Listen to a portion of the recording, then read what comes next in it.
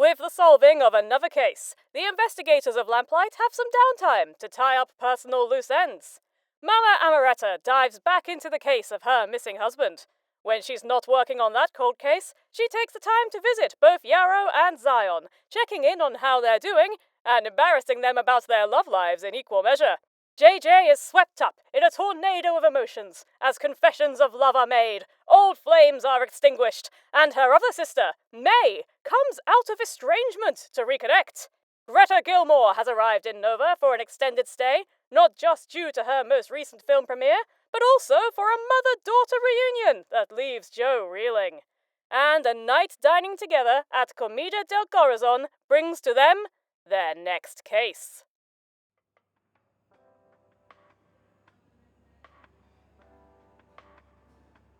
You sit, finishing your meal, finishing the bottle of wine. You watch as Ernesto takes money from the other tables, clears them, bids them a good night, and watches them walk out onto the street. He closes the door, the bell tinkling softly. He pulls the curtains. Zion appears from the kitchen with a broom, sweeping it gently across the floor, stealing looks over at the table, at JJ every now and again. Lucia is nowhere to be seen. Mama Amaretta noticed that once Joe returned, Lucia did not. There's some banging in the kitchen as the cooks clean, but Ernesto turns the dial on the radio ever so slightly so that you can all hear the low, crooning jazz. The coffee pot begins to grumble. Zion reaches high up to a high shelf and brings down some teal coffee mugs, the ceramic clattering as they tumble into one another. Ernesto helps him pass them out, unscrewing a small and unassuming flask from his pocket and tipping a bit into his cup. He holds it out, eyebrows raised in question to you all. Jo takes it, pours twice as much into her own mug, and offers it to the rest of the table. JJ will take some and pour a normal amount. Amaretta will just add a few drops. She's already had enough wine that she kind of needs to think with a clear head now. Pulls the chair up as he usually does, twirls it around, shoves the back of it against the edge of the table, and sits down, arms crossed over the back. I'm sure I'm not telling anything you don't know. Throughout Cypher, there have been whisperings, rumors, people too afraid to say it out loud and speak it into existence, but a trail of disappearances over the past year, months, that has amped up over the last couple of weeks, catching everyone's attention. Amaretta has heard it through her sister-in-law, a kid at the theater going missing and yet to be found, JJ from the Isthmus, Tara and Firma's tired expressions as they relay the sad news over and over to new customers. And for Joe, well, a vague, booze-filled memory at the circus of someone mourning a missing loved one. It's become an epidemic. Feels like every other day I hear news of someone else losing someone. Wandered off, snatched, or worse. No one knows. No trails left. Gone in an instant. He glances at each of you with your histories. I thought you'd have a personal stake in this as well. I don't think you need them to help, Amaretta. I don't. But I didn't think it hurt. Well, I guess I gotta ask what you know about these cases now, beyond what we already know. Especially with this particular, girl. Do you know the last place she was seen? Well, I know as much as anybody knows, which is just that it's happening, and it's happening more frequently now. As for Murray, I should take you to see Rafi. He'll have more information, but what they told me was she was supposed to be on her way home. She never arrived. She was coming home from her home to visit her parents. Guess I'll ask and see if she had a particular route she liked to take or something. Might give us some clues as to where she exactly disappeared and how it might have happened. It might be good to also see who she's connected to, so I'd appreciate you setting up in contact with us. And also know that when it comes to folks in Cypher, I ain't gonna give my usual rates, if you catch my meaning.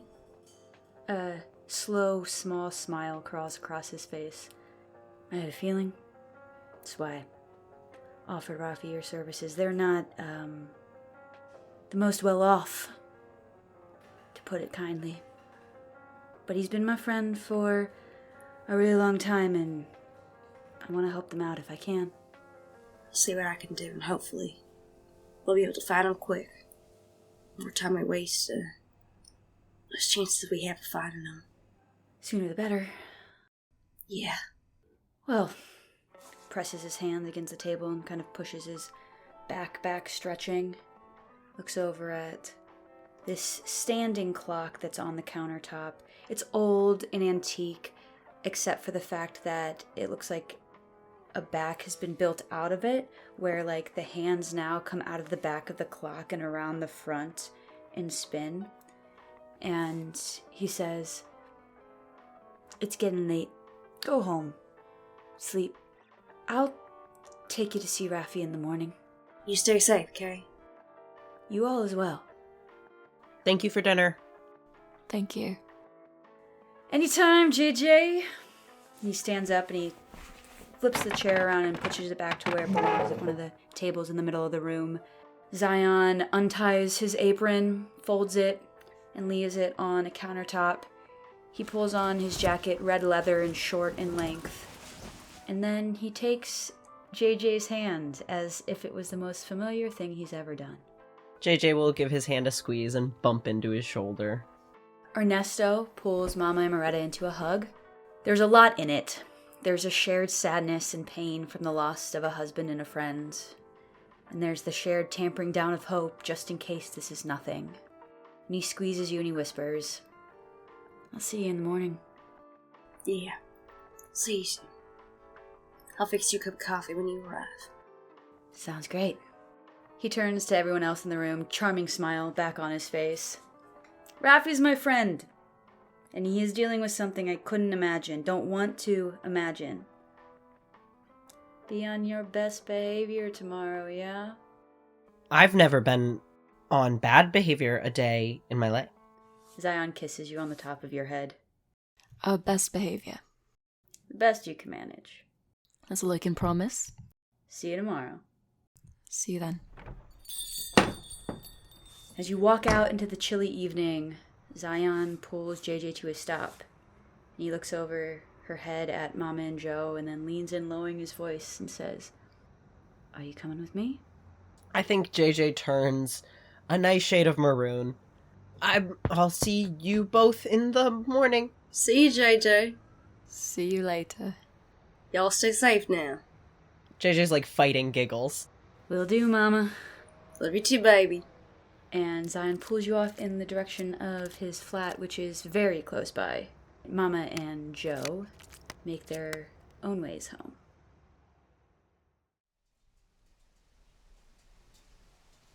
On the desk in the front of the office of Lamplight Investigative Services, the phone receiver rattles against the prongs that cage it in.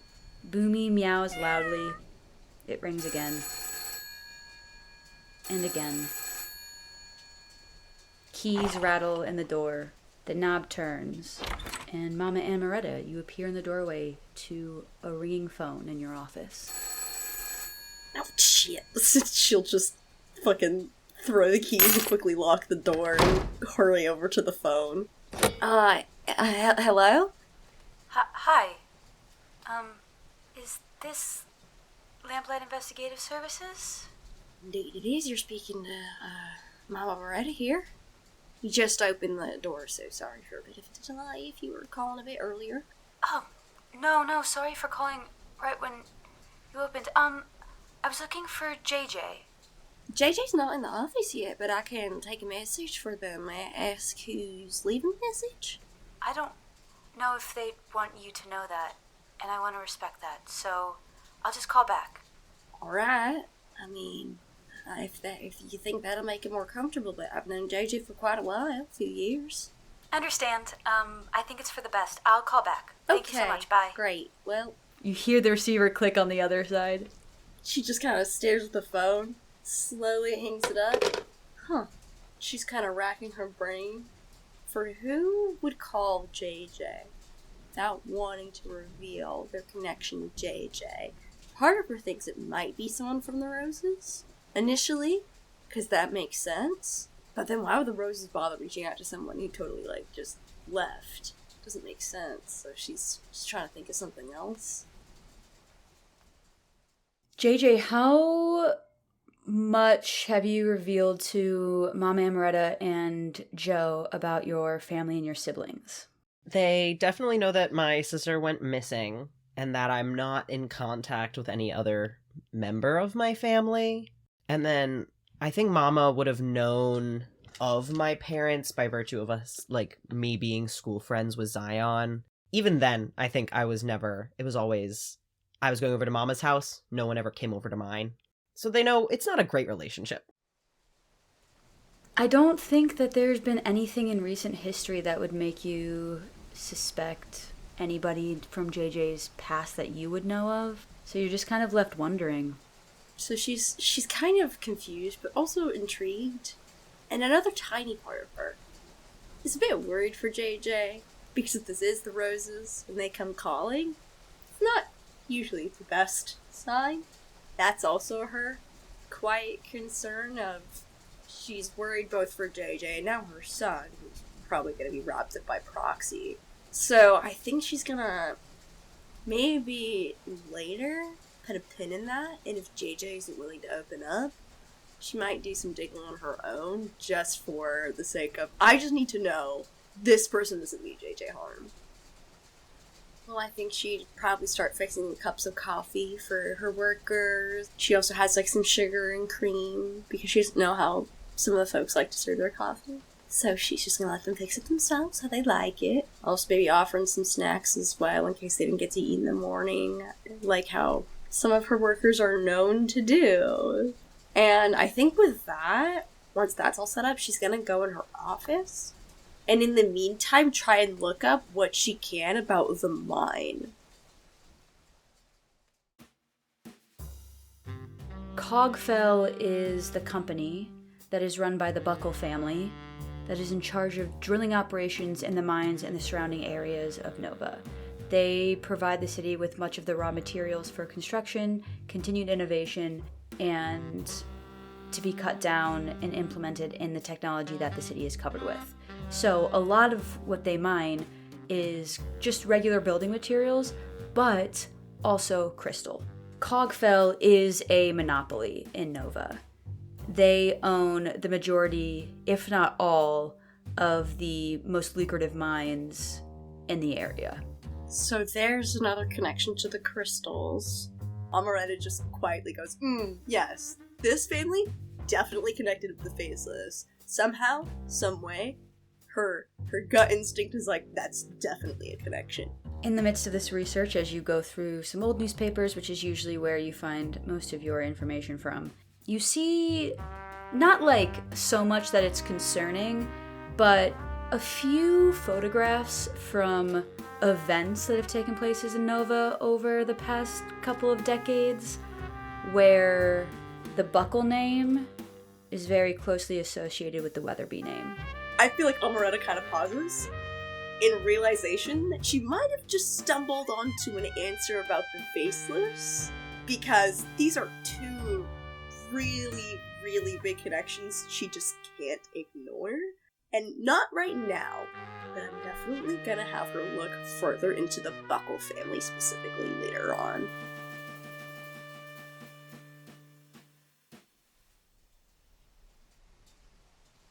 The door opens, kind of interrupting you at the very end of this process of finding this information.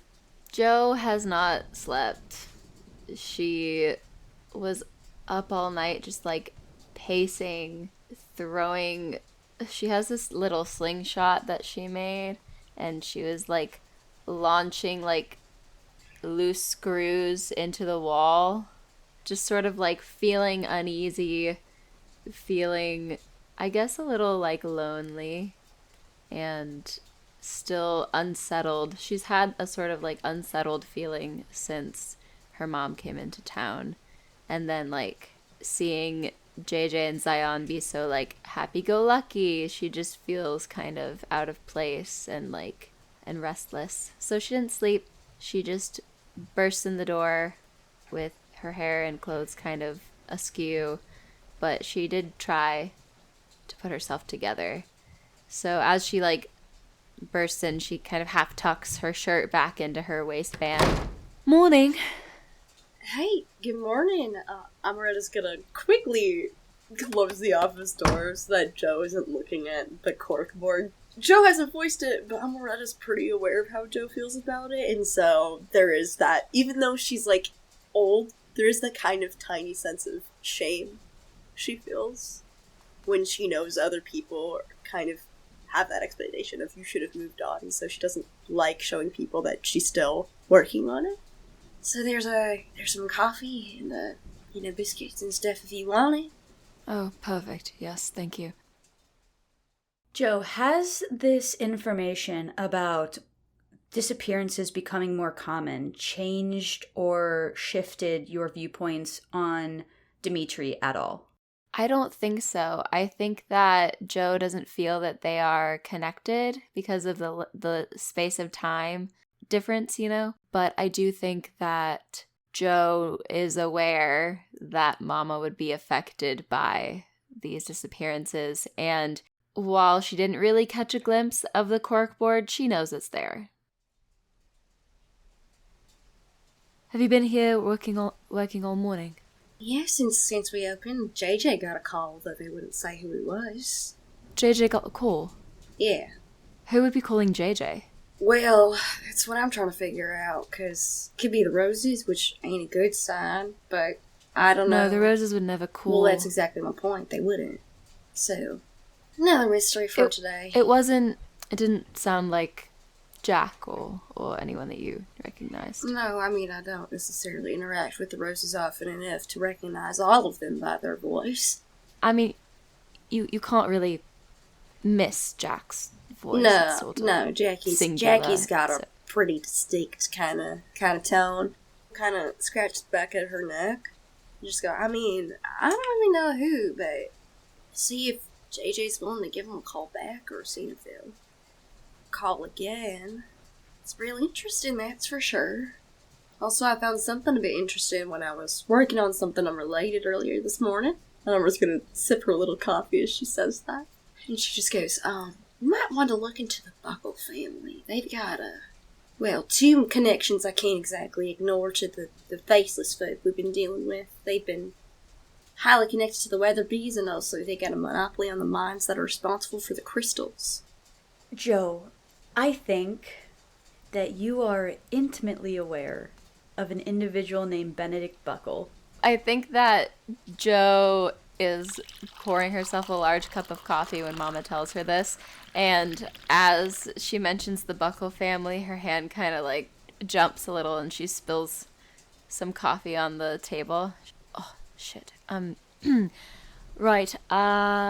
Yes, the Buckles, they the mining family. Yes? Yeah.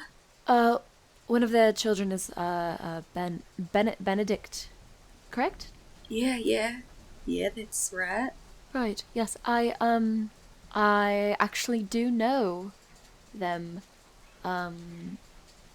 sort of well, actually. Not for a while now, but you understand what I'm trying to say, right? I don't have to like elaborate for you. I think I got the idea of how you two might have been acquainted. Right. Okay. Perfect. So do you need me to go talk to them? I mean, I'm not sure if approaching them about it's necessarily the right idea at the moment, but I mean, it's a connection I can't really deny at this point. It's kind of Weatherbees, crystals, something at least worth looking into, I think. You can do what you can with how you like to look into things. Perhaps I check in on them. Right. See where they're hanging around these days. Yeah. In response to that being set up, Danny, you need to move Joe's need to 1. This is a possibility of Joe being thrown back into a society that her mother kind of just recently dragged her back into, that she had left, hadn't been a part of for a really long time. Now there's a possibility she may have to step back into those shoes that she grew up wearing. Is her mother still in town? Yes. I'll say that the premiere that you attended with her was probably a week and a half ago. So that's still fresh. Do you think you've seen your mother since? Oh, no, but I think that, Joe is very aware of the ticking clock, and that since it's been just over a week, she is very much expecting her mother at any moment to reach back out to her. And actually, now that she's thinking about it, that is an avenue that they didn't really consider for JJ. But she doesn't say anything to Mama. Not yet. As Joe is finishing up getting her coffee all set up, the door opens for a third time, as it usually does every morning. And in walks 2 laughing people. A happy couple, just to rub it in the wound a little bit more. JJ is wearing a turtleneck. They both have some sort of beverage in hand already. Zion has like a little pastry bag wrapped up in his fist. JJ has like powdered donut just on the corner of her mouth and talking animatedly about something, all hands. So then Morning, you wouldn't everybody. actually believe it. But good morning. Good morning. Morning, y'all. I see you already got yourselves fixed up with some treats, so... I will, just a little treat, nothing too big. And Elmer's just gonna give an approving grin and nod, like, I see you, and I respect, I'm raised you right. Zion's face goes so red and shuts the door behind them as they enter. Good to see you, Zion. JJ, I like your jumper. Thank you. It is mine. And it's like big.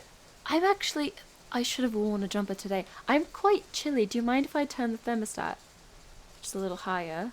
And Joe definitely punches it up like 3 degrees while staring directly into JJ's eyes and grinning. Well, listen, so long as you're paying the heating bill. I will. You know I will. Speaking of, I should get on the paperwork for our new case. Just because they're not paying full price does not mean that we should not have all of our T's crossed and I's dotted. And let me just roll up my sleeves. Boomy meows very loudly and comes up to your heels and starts following you around the office. Oh my gosh, hi buddy. Oh my god. And like goes over to his food bowl. Definitely full, but like, okay, and let me just refill, and okay, it's and JJ's like flitting about and has become very much the ADHD like poster child of, I was doing this, oh, but I just remembered I need to go do this. Oh, but actually I am passing this, so I need to go do this, and is just kind of filling space now. Joe crouches down and like plops her hands on her knees and stares into Boomy's eyes. What are you thinking about? Boomy sits down on his haunches and looks back at you for a few seconds, and then gives a little chirp and rubs his head against your knees. Joe grimaces at the cat and yet does not move away until Boomy leaves. He does a little crisscross, and then when he realizes that you're not going to like really get in there and scratch, he walks away to Zion, who plops himself across the couch as he often does, just spreads out, and Boomy finds a friend up on the couch. I actually thought Ernesto would already be here today. I thought we were running a bit late. I guess he didn't give us a time. I mean, also, he's got to pick someone else up, and that can take a bit too, depending on that person. We don't know what time they get ready. True. It is quite late, though. Does anyone have a contact that we can call to make sure he's on his way? Restaurant number, but it shouldn't be open by now. Yeah, and I don't have his house number memorized. Joe kind of rubs the back of her neck in an antsy way. Right, I'm sure it's fine. Let's wait another 30 minutes, and then if he doesn't show up, let's go send out some folks and check on the spots that he usually should be hanging. That'd probably be a good idea. I mean, I don't want to think the worst, obviously, but given the fact that there are more disappearances lately, it doesn't hurt to check. I thought about getting a phone number too last night, but I'm trying to be better about not jumping on the client, and technically he's not the client, but... Well, I mean, I also got his number, but I don't think he'd be home. I'm sure if he's not here right now, he's just on his way. Right, on his way. Zion sends a pointed look at Joe's anxiousness. She does like a what? What head movement in his direction, but can't really look at him. Just puts up a hand in defense. Joe walks over and leans like against the wall, near-ish him as a comfort. Less than 10 minutes go by, and the door opens, and in strides Ernesto. Flicking water off of a newspaper he has clutched in his hand, black hair damp and hanging in his face. Forgot my umbrella. His beard is trimmed up to perfection. Square, clear, rimmed glasses sit lightly on the bridge of his nose. Behind them, his eyes, it's like translucent blue that reflect whatever light bounces off of them, now a warm yellow from entering the office. At Camino del Corazon, he is, weirdly enough, more casual than he looks right now. Usually his white button shirts are unbuttoned halfway down his chest, halfway untucked from his baggy pants. And now he's almost matching JJ in a sense. He has on a cream turtleneck, this brown leather jacket that doesn't come all the way around his stomach, but comes all the way around his chest, and what looks like recently pressed gray pants that fit him in all the right places. There's a silver chain trailing from his pocket to a clip at his belt, and a simple band around his ring finger that glints in the light as he holds out the newspaper. Like I said last night, an epidemic. Mama will go get a towel for Ernesto so that he can dry off in the soaking rain. And Joe's kind of too quickly snatches the newspaper out of his hand, looks down in it, quickly glances back up, looks him up and down. You look well. Seemed important today. I'm glad you're all right.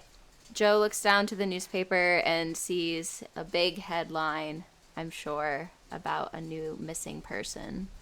The newspaper that he brought is actually a magazine called Under the Bridge, and it follows community events and news that affect the people of Cypher. It ignores Nova like Nova ignores it. And across the front page it reads, "Our neighbors are going missing." Joe, without even lifting her gaze from the paper, walks over to a chair and sinks into it. And as she reads, she can't help but run a hand over her jaw, feeling a little overwhelmed for a moment. As Joe reads, Ernesto crosses the room and pours himself some coffee and then kind of leans against the counter and crosses his ankles. The interior of Under the Bridge is only about 5 pages, each taken up with different stories. A journalistic style report on what has been going on for a lot longer than anyone realized, not putting things together because, and it's admitted in the piece, nothing really goes together. The demographic of those missing is not of a specific class, age, or profession.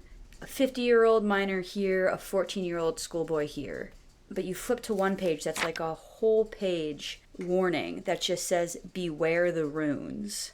And Ernesto is kind of eyeing you as you go, and when you get to that page says, "All that is done is created a fear of crystal work itself." Well, perhaps people should be scared of it right now. Not the way they are. Just the other day, I had a family come into the restaurant. One of the parents, eyes widening at that hacked radio I've got, and pleaded with me to get rid of it before they sit down. I didn't. They left. I doubt they know what's built into the very foundations of this dear city. It truly is inescapable, but I suppose I can't really blame them. You just want their children to be safe. Doesn't exactly help the suppliers have a monopoly. You hand over the towel that you went to get, and Ernesto takes it and tries to wipe down his hair a little bit as it's been dripping onto his sweater the whole time. But there's a new way that crystals are getting around. They're in a new drug. I don't know if you have been hearing about this, but... I can't imagine that each and every one of these people are doing the same drug. No, I suppose not. But there's something insidious about it. I feel like it's an important link. Maybe there's a difference between the disappearances and those people comatose in the clinic. Because that's the drugs. Ernesto, can we see the client? Yeah, Ruffy, whenever you guys are ready. Mama, you driving? Yeah, I mean, I can pack your coffee to go. Pushes himself off the countertop. It's okay, set it down. I've already had a cup this morning. Let's get going then. He watches all of you look at him in this room as you go to leave, and he goes, well, somebody's got to be here to man the phones. Yeah, oh my god, speaking of phones, by the way, JJ, someone did call you earlier? They didn't say who, though? Who would call me? I don't know. That's what I was trying to figure out. And they wouldn't say who it was? No, they said like it would make you uncomfortable or something, like if I knew, or... I think JJ's gonna shoot a look to Joe and a look to Zion, and then... Did it sound like someone we know? Not anyone I've ever met. It was someone else. Everyone can kind of see JJ have a light bulb moment, and then quickly flick the light off. Did you get a phone number? Maybe I can try calling them back. No, I mean, I tried pressing for more information on that, and I wasn't getting anything. JJ, if they call back, I'll just take a message. Yeah, just get a phone number. See what I can do. Thank you. JJ will lean down and, like, give Zion a kiss. JJ's playing with their hands and just kind of being like, definitely odd. As you all put your jackets on to exit the office, Ernesto says, don't forget your umbrellas. I made that mistake this morning. Do you have an extra one I can borrow, actually? Oh, actually, well, so, and she pulls out an umbrella. So what you do is, you press this button here, and the whole umbrella just opens at once. So don't do it indoors. Wait until you're outside. But yes. So I didn't realize you were superstitious, Joe. Only about certain things. Thank you. You're welcome. You leave Zion in the office and pile into Mama Amaretta's car. Windshield wipers flick on, shucking the rain off the glass. Mama Amaretta pulls away from the detective agency's offices and through the streets of Cypher that are still lit. It's dark enough outside this morning that the streets have to be still lit by the street lamps, though only half of them, or maybe less than half of them, work in Cypher.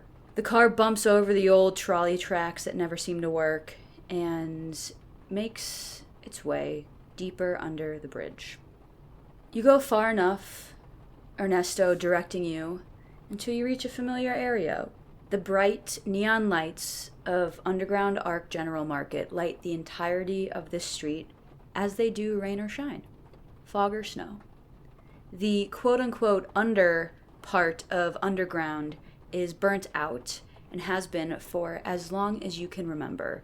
Amaretta may be the only one of your trio that remembers it in its full glory.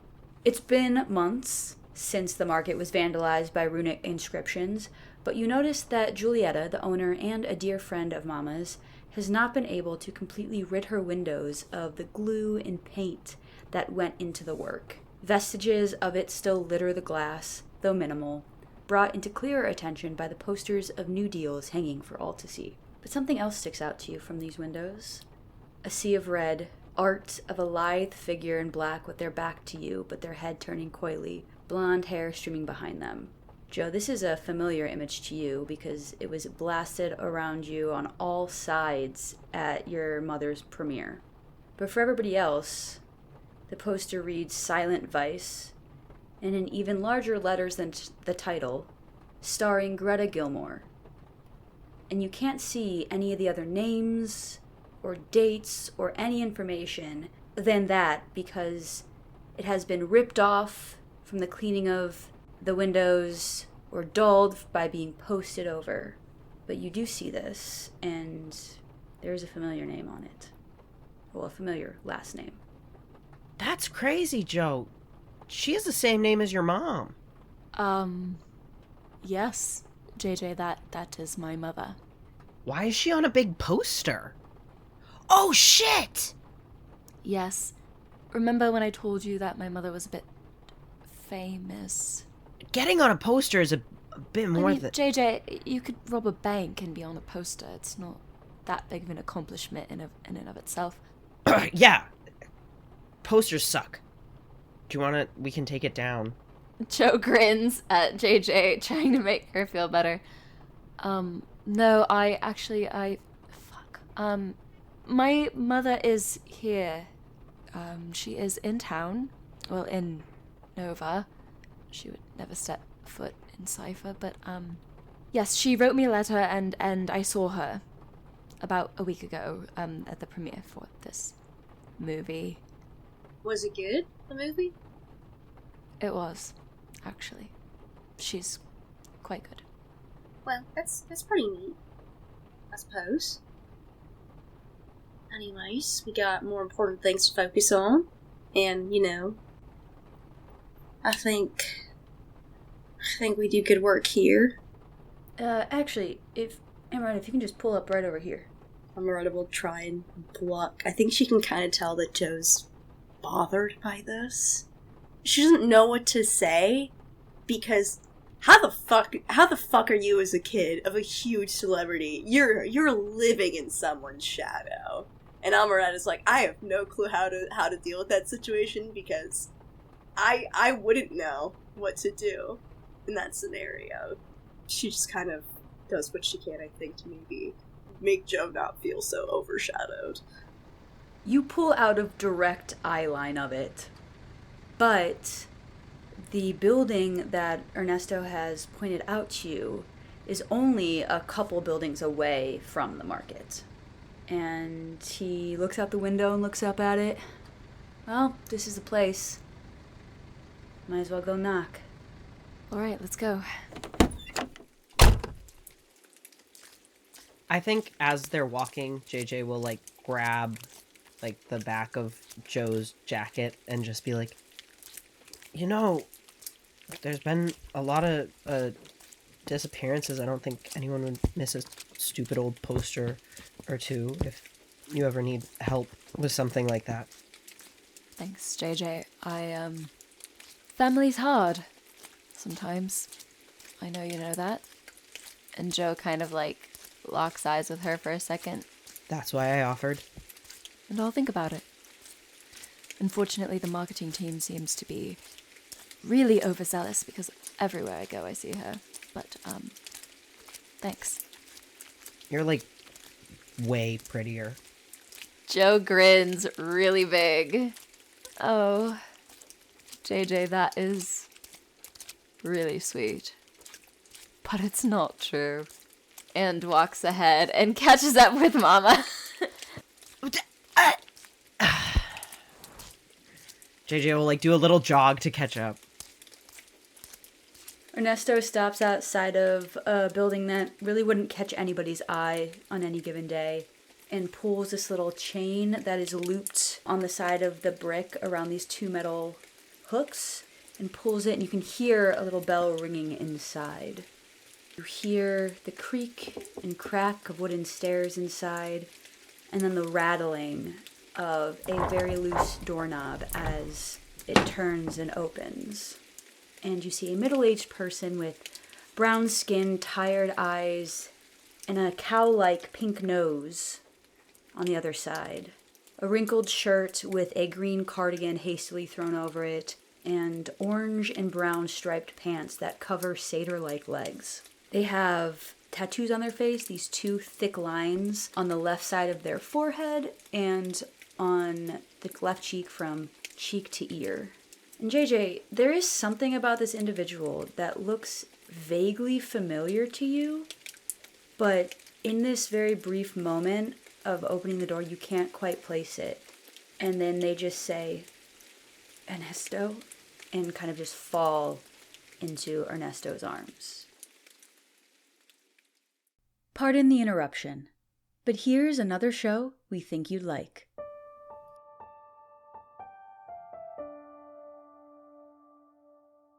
There is silence in a desert where nothing moves and nothing goes. Well, seem to find ourselves in yet another fine and opportune place. Dead as it may be. A single tumbleweed rolls past. Well, that kills you. It'll be exactly what you deserve. A single tumbleweed rolls past. I've kind of given up on trusting my gut, but this feels different. A single tumbleweed rolls past. Don't mean to be presumptuous, but I think this is gonna go great. There is hope out there. I don't know, I feel like I'm just hoping about everything these days, but Hope is a commodity that's not easy to come by.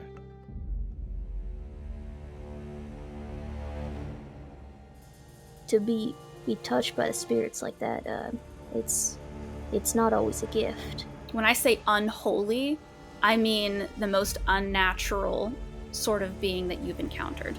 The opportunity awaits, as long as it's not the way we came from. as long as it's not the way we came from. I don't know what you think you're looking at, but I promise you it's not whatever the hell you think it is. I want to know how to make it all stop. Time's running out, old friend. Best be getting the move on. And a lone tumbleweed blows across your path.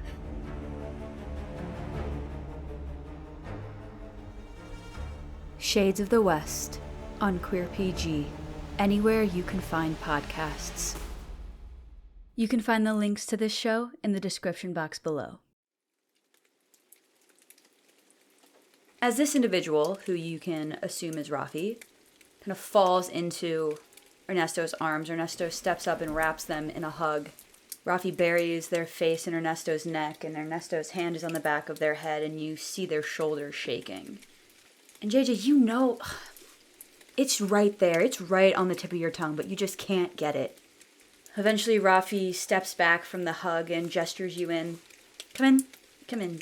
Thank you for coming.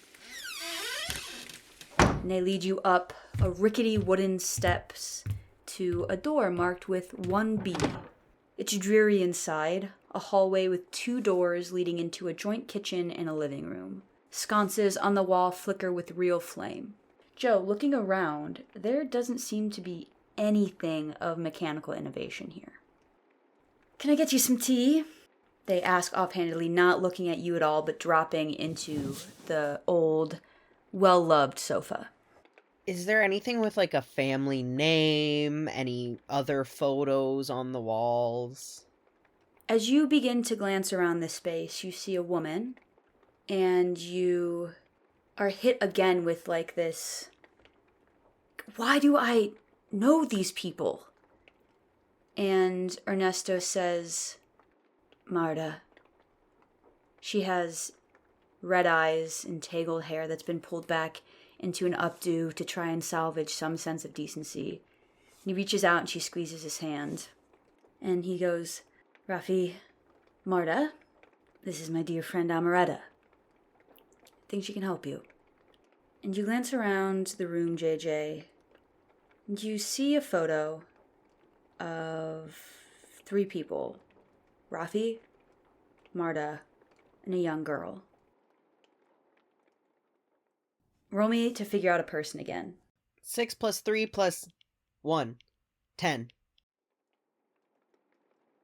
You almost figure it out at the same time Marta figures it out, because she looks at you with this questioning expression on her face, as if she's about to ask a question, and then her eyes kind of pop open. You think back, very, very brief interactions on playdate drop-offs, because Mirai was April's best friend in middle school. The first friend she had once you moved to Cypher. Saucers in her head. This is a lovely family photo. JJ? Hi. It's been... Wow. Look at you. It's been a really long time. I was about to say the same thing. How do you two know each other? Our families were friends. Your families? Well, family members. I see. Oh, that means... And then JJ will, like, look back over at the photo. person missing. I know you know how we feel. We saw the stories, we reached out, but... I wasn't home. It's hard. So, never a hard feeling. We understand.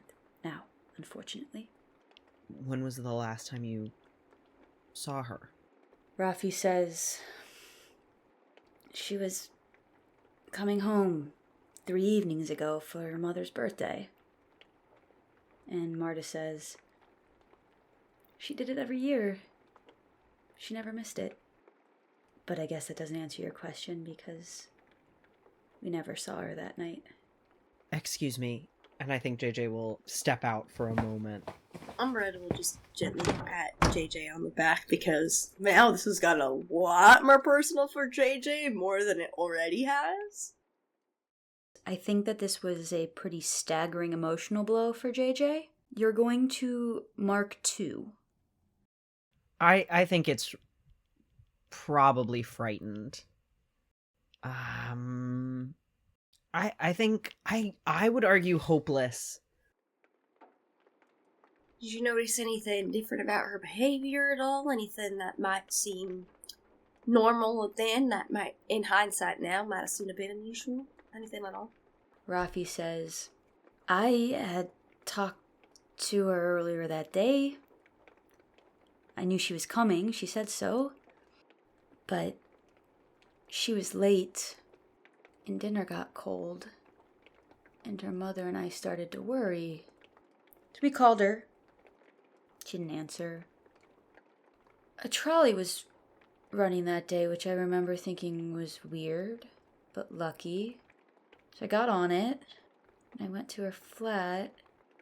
It was dark. She was obviously not there. So I came back hoping that she had arrived by then. But she hadn't. It's so unlike her. So I asked my neighbors if they had seen anything, seen anyone. I checked alleys, maybe she had gotten hurt, maybe something had happened to her, but the only thing that turned up was this.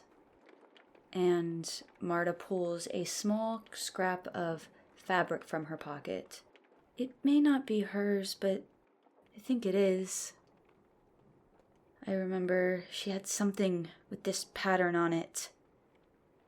A skirt or maybe a sweater. Apologies for our confusion here. We didn't sleep at all that night. We haven't really slept since, to be perfectly honest. Yeah, no, that's a completely normal reaction when this stuff happens. Amaretta will kind of take a closer look at the fabric, see if there's like any tag attached to it or anything like that, or... Unfortunately, there's no tag. It looks to have just been like quickly ripped off from a piece of clothing. It's tattered around the edges. It's not in like any specific shape like it was cut. It was definitely ripped. And it's a paisley-ish type of pattern. And where did you find this? Just a couple blocks away. Kind of just right off the usual route. She was so close and we didn't even know anything was happening. I'm so sorry. It's not your fault. You couldn't have known. And that's the thing about these disappearances. You don't know when they're going to happen, and you're just left wishing you could be there with them, hoping you could prevent it. Anyways, are you sure she didn't display any unusual behavior in the previous times you talked to her in the past weeks? You know, since stuff started, acting up, things like that. We only ever talked to her over the phone. But she sounded fine. We talked about everything and she was keeping as safe as you could. Any new friends that she had mentioned? She really was a homebody, there and work. She had a couple friends she'd go see at their places, but she never really talked about going out much. Not to my recollection, but to be quite honest, we haven't really known much of her friends since school. Be no reason for us to. She's an adult. Of course. Just wondering. Maybe going forward we'll make sure that we know all of her friends. May I also ask what was her place of work? She was a secretary at the Codex.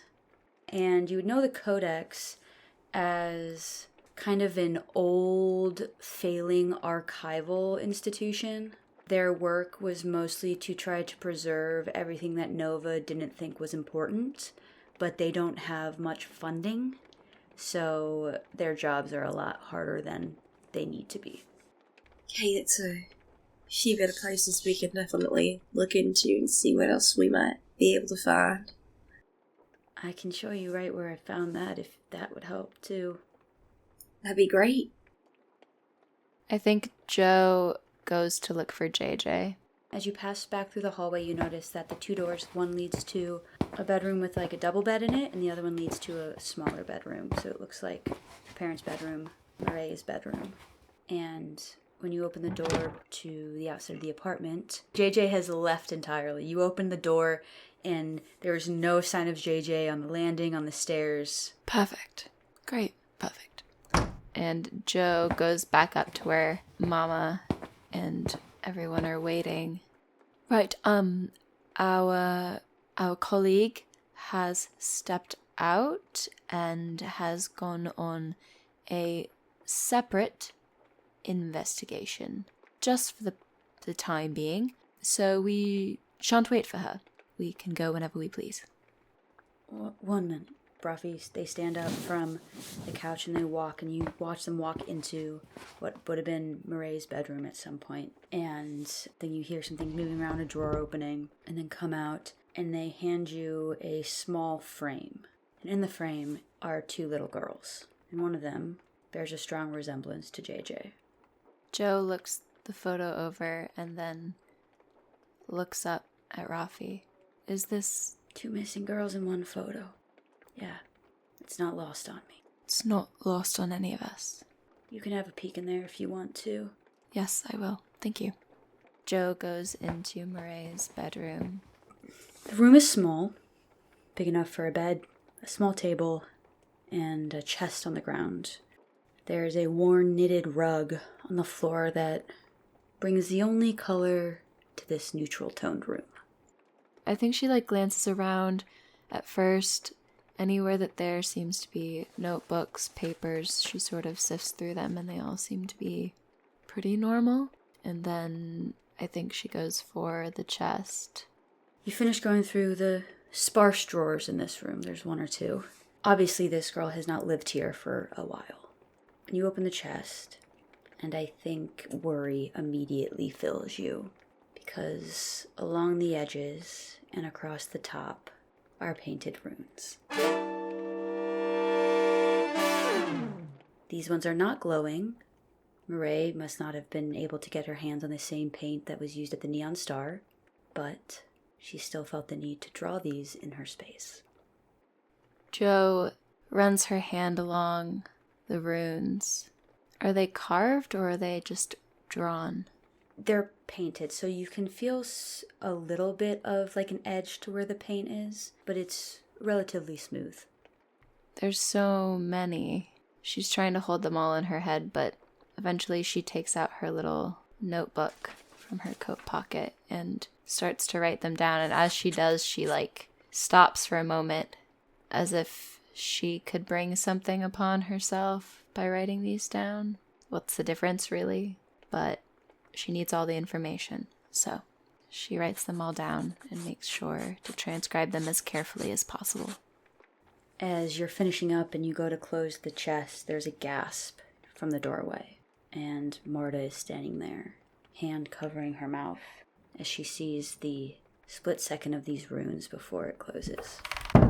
I didn't mean to pry. I didn't know those were there. It's all right. If I had known. Joe goes over to Marta and takes her hand gently. Your child is an adult. You couldn't have known everything. But she was still my little girl. And we'll find her. We will. She kind of presses her hand over the top of yours and squeezes it. We'll try our best. Do you mind if I continue to look? I want to make sure I get everything. Please, yes, whatever you need. Joe looks in a small closet. Is there anything in there? There is not. There's a couple, seems like, clothes that were left behind when she moved out. A couple empty hangers, but the rest of it has been cleared pretty bare. You see little ticks in the wood where somebody was keeping track of her height as she grew. Joe sifts through a few more items, doesn't find anything. As she exits, she closes the door as gently as if someone was sleeping in the room. Rafi is donning a jacket when you come out, getting ready to lead you to where they found the scrap. Before you leave the apartment, Ernesto says, I'll stay here, and kind of flicks his head back to Marta. I don't want to leave her alone right now. I'll be here when you get back. And Mama and Joe follow Rafi down the stairs outside the apartment, kind of pops the collar on their jacket a little bit, squares their shoulders and hunches over, and walks away from the neon lights of the general market. You go a couple blocks. The rain is the only sound in your ears. You see a bike go past on the other side of the street. You'll see JJ if you just walk down the street. JJ's just like, maybe I can just find April if I just look. As you continue this way, and as Rafi pulls to a stop outside of this, like, small alley, it's blocked in by two buildings, and it's pretty shallow. It doesn't go very far in at all. You see JJ, like, a couple blocks if you continue down this street. Oh, good God. Will you excuse me for a moment? And then Joe runs, her boots clomping on the ground. She's very grumpy about the running, but she runs up to JJ. When JJ starts hearing someone running behind her, I think she'll just kind of like freeze. Last time this happened was not great. Trying to not be noticed that she knows someone's running, like almost like a peek over her shoulder before realizing it's Joe and turning around. JJ, it's just me, you idiot. I thought you'd spend more time. I wasn't running away. I just thought that I might... Run away? No. Right. Running too. Well, you did, and then I had to run, which you know I hate, specifically. Maybe if you wore lighter boots. You don't like my boots? No, I do like the boots. They're just... It's hard to run in them. I understand why you hate running, because they're hard What are you doing, exactly? I'm looking for the people that are missing. April. That's not the case that we're on. JJ, it sort of is, isn't it? No, we're looking for April's friend. April is gone. But now her friend is gone, and I know, even her parents know that there's a very good chance that it's linked. Okay, then if it's linked, then I need to find them. I need to find her, the girl that's missing now. We're going to go look at where they found a piece of her clothing. Do you want to come with us? I think JJ will, like, look down the street where she was just kind of walking towards nothing. Bit more of a lead than that, perhaps. Maybe. Joe, I can't explain it now. I might have a lead, and I can't look at those parents knowing that I might know. Does this have anything to do with the phone call you received this morning? Actually, no. I do have two sisters. Wow. So we should probably go over there. JJ will nod. If you don't want to go, you don't have to, but look, we always have to hold things back from the clients. We're the ones taking on the gruesomeness, right? Like they're dealing with the grief and the loss and the uncertainty, and we're the ones that have to deal with the certainty of the terrible things, perhaps. But if you can't do that right now, that's all right. I just wanted to give you the option. When Joe says, we always have to keep something back from the client, JJ finally stops just, like, looking around everywhere and, like, looks at Joe. Joe has almost reminded her, I can compartmentalize this. I want Joe to roll emotional support. So 2d6 plus either your heart or your spirit. I got a 9. I think I'm going to take away feeling hopeless. Because also that feels narratively appropriate. Rafi is kind of turned to Amaretta and is like a little shouting a little bit over the rain. Ernesto's probably my oldest friend. Not really much thanks I can give him for reaching out to you. But I appreciate you being here. And helping. No matter what happens, just want you to know that. Of course. Part of the community, and that's what I do, is help folks out. I wish this was an easy task to help everyone out, but maybe it will. If it was easy, do you think everyone could do it? I know I can't. I couldn't deal with this every day. Yeah, well, it shouldn't be easy for anyone to deal with this kind of stuff. Found it right up against that wall, just a couple steps in. Could have been blown out by the wind that night, I don't know, but it was right over there, and that's when Joe and JJ walk back up. Can Amaretta kind of, making sure that he's still not going to get soaked by the rain, Amaretta might hand him the umbrella because she doesn't care about getting soaked. She's going to try and, see if she can scooch down. And I don't know if they have something equivalent to flashlights. But if they do... I would say that you probably, in your car, which you would have brought out, have, lantern-esque type of things. Yes.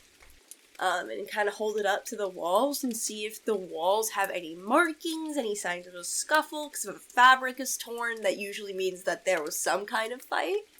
When I say it's a shallow alley, I just mean it doesn't go all the way through. It's still 6 to 10 feet deep between these buildings, but it does end with another building that has penned it in.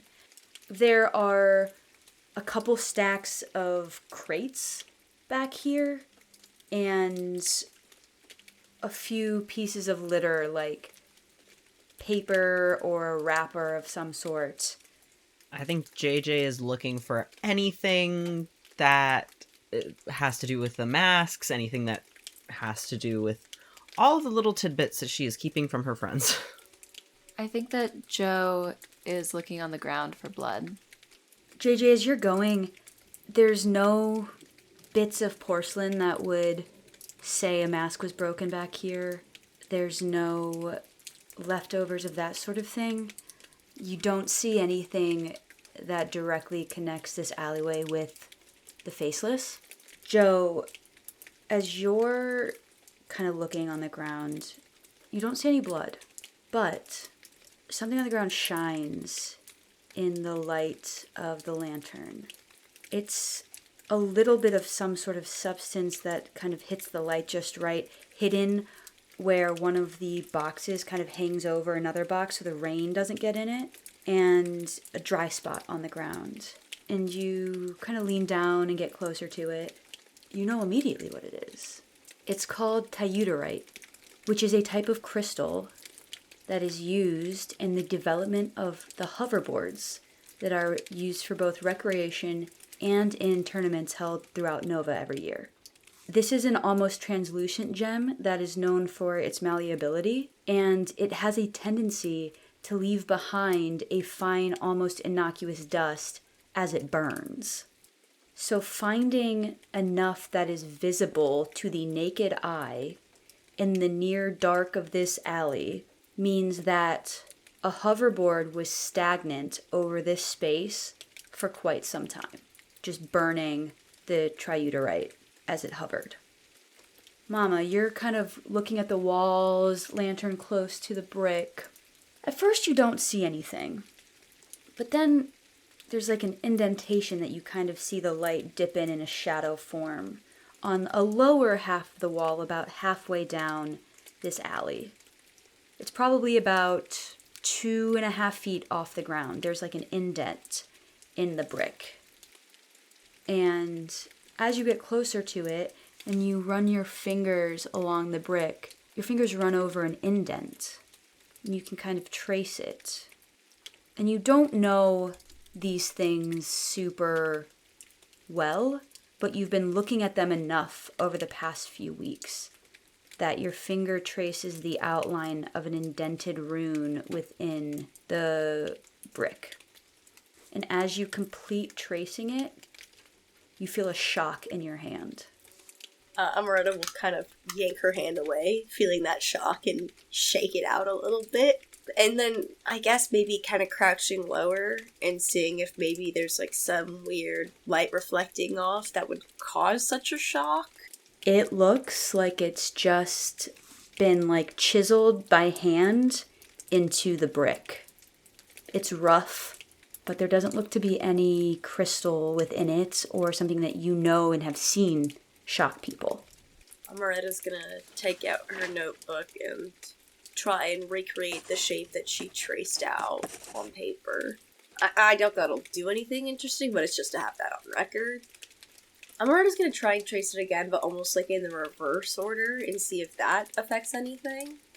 As you press your finger into it and trace it, you feel that it gives a little bit more. You kind of press deeper and you hear some type of mechanism. And I think Joe is probably so in tune with that type of sound that your head just whips. And you watch as this fluttering pink visage of crystal wipes across the brick surface, revealing an iron grate behind it. Well, that was certainly unexpected, but... Did you find something down there? Yeah. And you look back and Rafi's trying to see around the crates, see what you're looking at. Joe rushes over to Mama and stands slightly behind her. What exactly did you do? So, there's, the runes that have been popping up around town? Uh-huh. There's one that was carved in here. I traced over it, gave me a bit of a shock. Traced it backwards. Something clicked, and now there's an iron grate visible. That's so cool. You can see with the light of this lantern, through the grates, there's a space that's maybe 3 feet in diameter. You see an iron ladder with very skinny rungs that just goes down into darkness. I think Joe kind of surveys the situation and looks around at all the people that are present. Well, there's no way you're getting down that ladder, Mama, and JJ, you should perhaps stay here with her, and so I shall go down there. JJ is told to do something and therefore must follow Joe. So you work to get the grate off, and it pulls open like a door, and you have to crouch down on the ground to fit yourself down in it. Joe's pretty tall, so it's a very awkward fit to get your back into it and down. And as your boot hits the first rung, you hear just this echo that goes on for quite a while. Amaretta, since she knows it's dark down there, once someone has a somewhat solid footing, or it's safe enough for them to go down, she's gonna use the hook end of her cane to lower down the lantern for them. Joe takes it, but also she has this thing that she pulls out of her pocket that is very similar to a headlamp, but it's way more kind of bulbous, and it almost houses a tiny, tiny flame that's surrounded by mirrors and reflects out and creates a light. JJ, you don't have to come down with me. I don't have to do anything. So, why don't you watch over everyone up there? Because there's 2 people up there. There doesn't need to be 3. Mama has the situation under control. You get to have all the fun all the time. I don't know if I would call this fun, but she is definitely grinning as she climbs down the ladder. With the handle of the lantern, she puts it in her mouth as she climbs down. And there's some clinking sound as the metal of the lantern hits the iron rungs of the stairs as you go, and it reverberates down, and you can kind of feel the darkness shadow above you as JJ climbs in and shadows, and you both begin climbing down this ladder to some place under Cypher.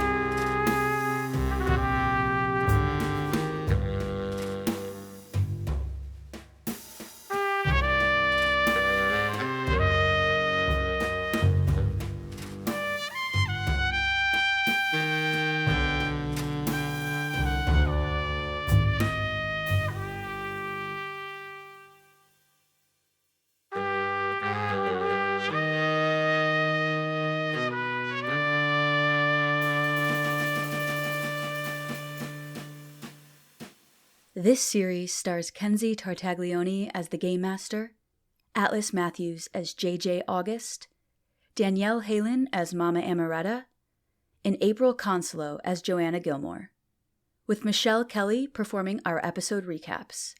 You can help us out by listening and sharing, rating and reviewing, or coming over to our Discord. Also, you can join our Patreon to get access to our episode talkbacks and more. Speaking of Patreon, it's time for another Queer Call. We want to take a moment and thank our newest Patreon member, Geist Potter. And we also just want to do a shout out to those of you who joined for free. We see you, we love you, and thank you all for your continued support.